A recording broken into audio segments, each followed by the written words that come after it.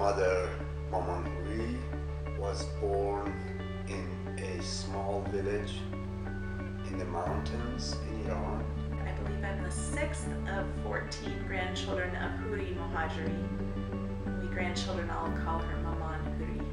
In Farsi, that is an affectionate way of saying grandmother.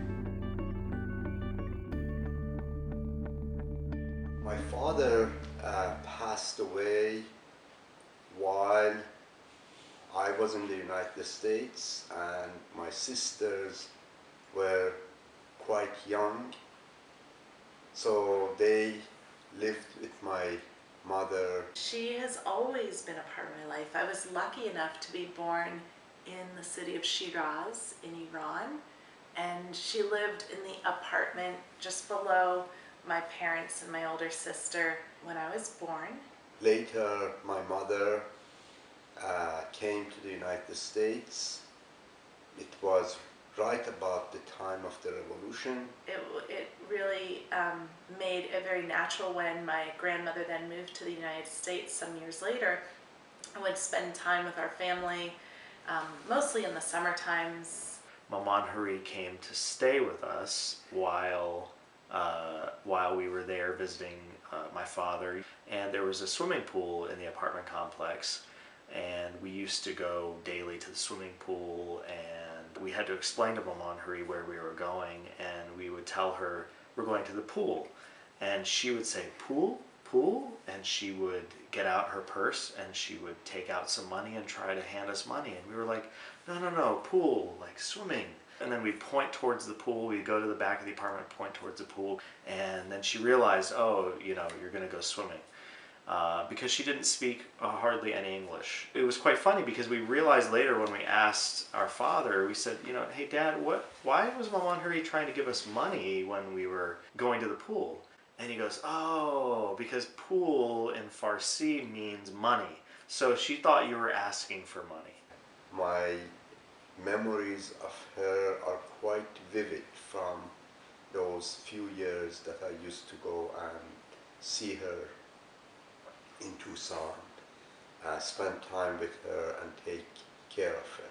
We were on our last day of our visit with her and family, and she insisted we all come and have lunch with her, and she had made these sweet little meatballs that the boys loved, and she made them especially for them. It was just those simple daily acts of kindness and love that characterized her whole being.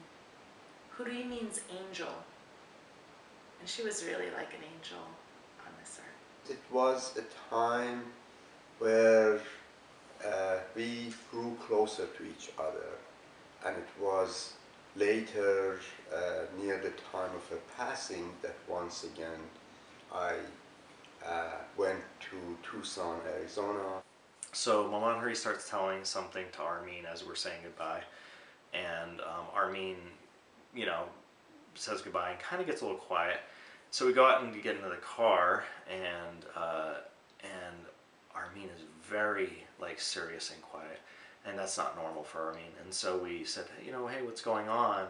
What'd she say? And he said, well, she said, I want you to pray for me that I will pass, that my spirit will go to the next world, that God will take me from this world. And then we all started crying.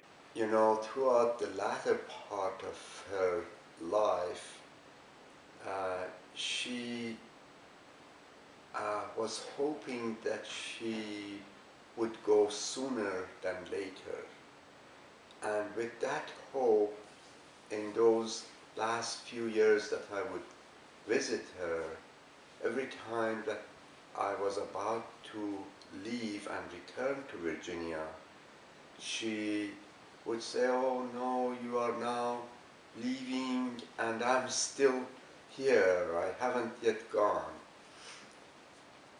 And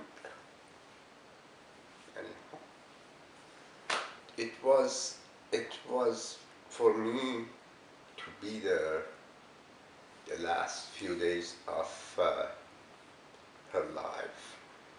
I was available to go and be in Tucson, going to the hospital, spending some time with her, and then taking her home under hospice care, and it was only from Friday until Monday morning, early Monday morning, and when in the morning I checked on her, she was already gone. It was very sad, but then again, it is something that she wanted, and therefore we were happy for her. Anyhow. She had lived as a widow for some 30, 40, almost 40 years of her life. So we, the children and grandchildren, were very lucky to have her. She was not only thinking about herself. She did not have any selfish desire, and she was always thinking of serving others, serving whoever visited her, serving her children, her grandchildren.